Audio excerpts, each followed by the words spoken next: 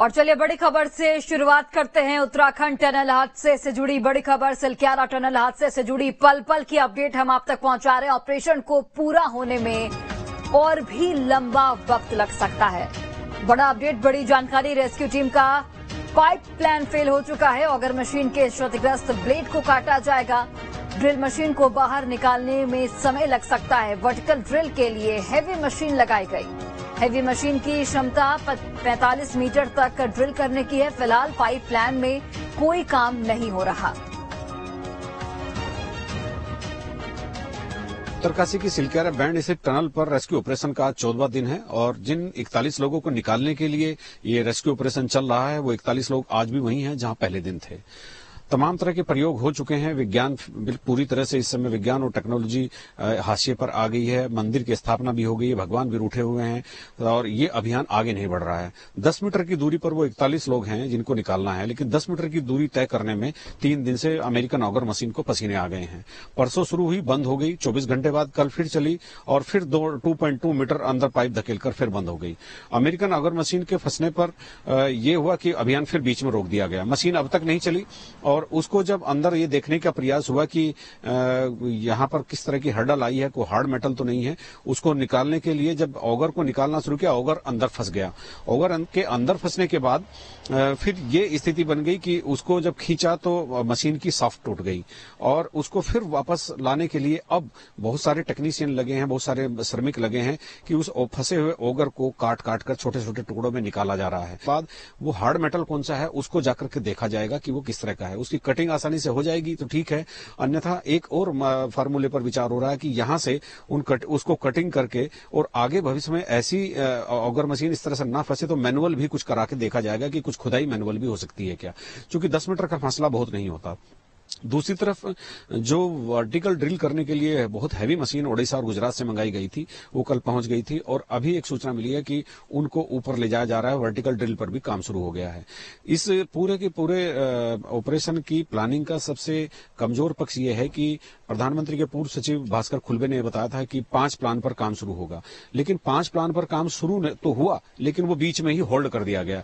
Management को ये उम्मीद थी, सरकार को ये उम्मीद थी कि सबसे पहले यही प्लान कारगर हो सकता है और मजदूरों को निकालने की जल्दबाजी ने इसको बार बार फेलियर के मुहाने पर खड़ा कर दिया। अब हॉरिजॉन्टल ड्रिल भी बंद है, वर्टिकल ड्रिल आज शुरू करने की बात कही जा रही है, कब तक वो शुरू हुई कहा नहीं जा सकता। फिलहाल ये है कि रेस्क्यू ऑपरेशन अपने अंजाम से थोड़ी दूरी पर खड़ा है और 3 दिन से एक कदम भी नहीं बढ़ा। अब देखना यह होगा कि ऑपरेशन किस तरह से आगे बढ़ता है, कब तक ये सक्सेसफुल होता है। अपने सहयोगी कैमरामैन सोनी कुमार के साथ न्यूज स्टेट के लिए सिलक्यारा बैंड से अजीत सिंह राठी।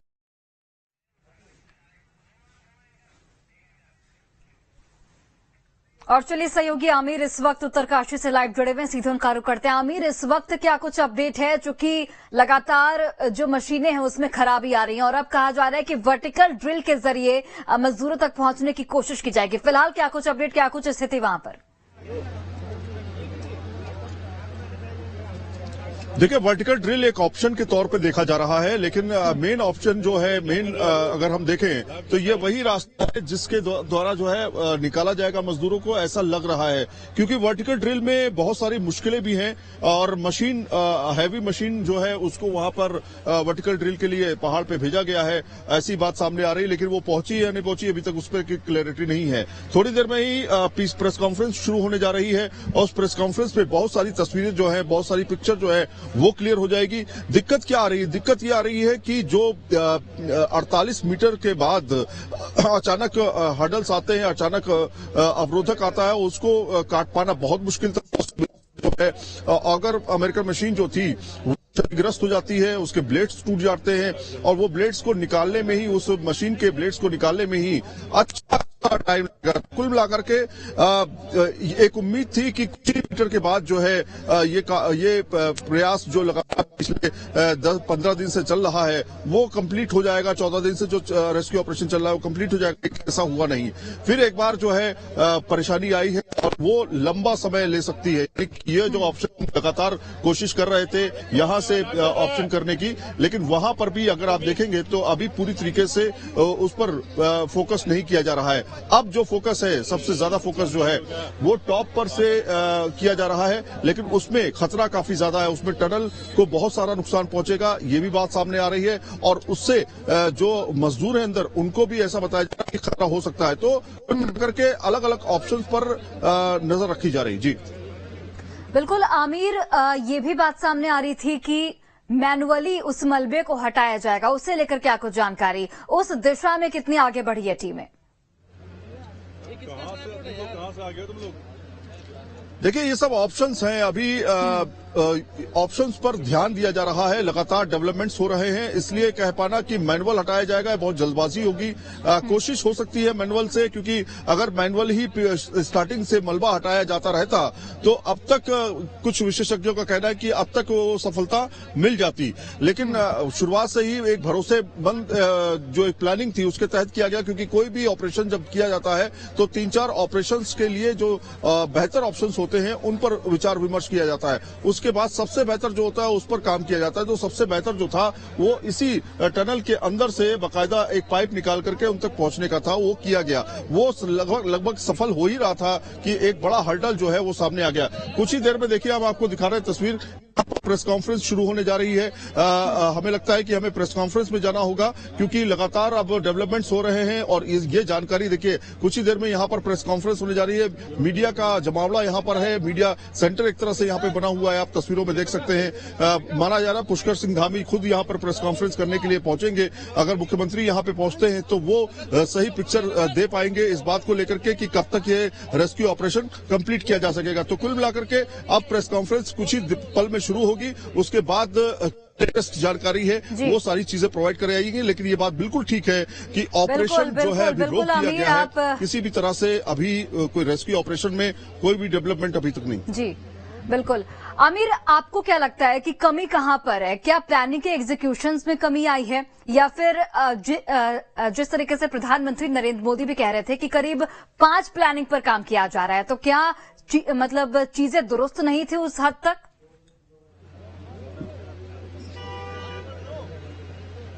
देखिए, प्लानिंग पूरी पुख्ता थी, प्लानिंग में कोई कमी नहीं थी, क्योंकि अगर आप देखेंगे तो यही तरीके हैं किसी भी इवैक्यूएशन प्लान में, किसी भी बड़े प्लान में, खासतौर पर ये पहला ऐसा प्लान होगा जिसमें इतने बड़ी संख्या में मजदूर फंसे हुए हैं। उसमें ऑगर मशीन से लेकर के तमाम चीजें जो हैं वो यहाँ पर इंतजाम करके मंगाई गई, खुदाई की गई, बाकायदा मलबे को हटाने की पूरी कोशिश की गई और उसके साथ में डेवलपमेंट हो रहा था। लेकिन अचानक ऐसे व्यवधान आ जाएंगे इसका अंदाजा नहीं था। हालांकि ये जरूर था कि कुछ ऐसे चीजें आएंगी जिसको गैस कटर से काटना पड़ेगा। तमाम ऐसे आयरन रॉड्स मिले जिसको गैस कटर से काटा गया। उस पाइप के अंदर जाना एक बड़ी समस्या है। उस पाइप के अंदर जाकर के कुछ वर्कर्स ने बाकायदा गैस कटर की मदद से आयरन रॉड को काटा और मुमकिन था जीपीआर की मदद से, जीपीआर का तकनीक की मदद से कि आगे जो है किसी तरह का व्यवधान नहीं होगा। लेकिन फिर वही हुआ जो जिसका डर था। 48 मीटर के बाद 57 मीटर तक हमें पहुंचना था। 48 मीटर के बाद फिर से एक व्यवधान आया और ये एक बड़ा व्यवधान था जिसमें माना जा रहा है कि आयरन रॉड की बड़ी एक श्रृंखला जो थी वो मिली और उसके बाद जो है उसको काटने का प्रबंध करने से पहले ही ये पता चला कि बाकायदा उसके जो रॉड्स थे वो पूरी तरीके से क्षतिग्रस्त हो चुके हैं।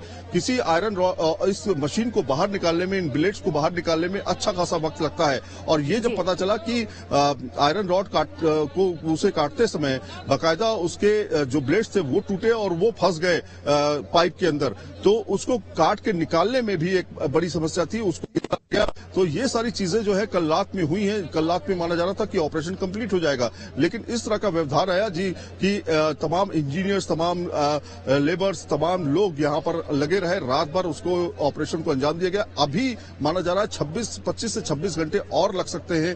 अगर इसी ड्रिल मशीन के जरिए हमें अंदर जाना है तो उस प्रोसेस को सही करने में 25 से 26 घंटे और लगेंगे और उसके बाद फिर से ड्रिलिंग की प्रोसेस जो है शुरू की जाएगी। उसके अलावा जो दूसरा ऑप्शन था, दूसरा ऑप्शन ये कि बाकायदा पहाड़ के ऊपर से जो ड्रिलिंग सिस्टम है उसको अंजाम देने के लिए मशीन को जो है, जो हैवी ड्यूटी मशीन है, ड्रिलिंग मशीन है, जो ड्रिल करती है 45 मीटर तक, जो मैंने रिपोर्ट में भी उसको दिखाया, वो जो है अंदर जो है भेज दी गई है। तो उसकी शुरुआत अभी हालांकि नहीं हुई है। तो कुल मिलाकर के कहा जा सकता है कि ड्रिलिंग प्रोसेस को पूरी तरीके से रोक दिया गया है, चाहे वो हॉरिजॉन्टल हो चाहे वो वर्टिकल हो। तो अब दूसरी प्लानिंग, मतलब दोनों ही प्लान अभी चल रहे हैं, दोनों ही प्लान पर काम किया जा सकता है, लेकिन सबसे सटीक प्लान जो है वो यही है कि इस टनल के अंदर से बाकायदा मजदूर को निकाला जाए और वो जो बचा हुआ हिस्सा है, यानी कि अगर हम कहें कि 8 से 10 मीटर का हिस्सा है, उसको कंप्लीट किया जाए। तो ये एक प्रोसेस हो सकता है। और एक और प्रोसेस की बात बताता हूं मैं आपको कि जो मैनुअल मलबा हटाने की बात है, उसको भी उस पर भी विचार विमर्श किया जा सकता है। अगर ये पहले किया जाता रहता तो शायद कुछ और आसानी हो जाती इस रेस्क्यू ऑपरेशन को पूरा कंप्लीट करने में। जी बिल्कुल आमिर, बहुत बहुत धन्यवाद आपका तमाम जानकारी हम तक पहुंचाने के लिए। हालांकि आप प्रेस कॉन्फ्रेंस पर नजर बनाकर रखिए, अपडेट के लिए वापस लौटेंगे। बढ़ते आगे, सलक्यारा टनल हादसे का आज 14वां दिन बताया जा रहा है कि ऑपरेशन को पूरा होने में लंबा वक्त लग सकता है, क्योंकि पाइपलाइन है वो फेल हो चुका है और अब वर्टिकल ड्रिल के लिए हैवी मशीन नवयुग को लगाया गया है। ग्राउंड जीरो से अधिक जानकारी दे रहे हैं सहयोगी आमिर हुसैन।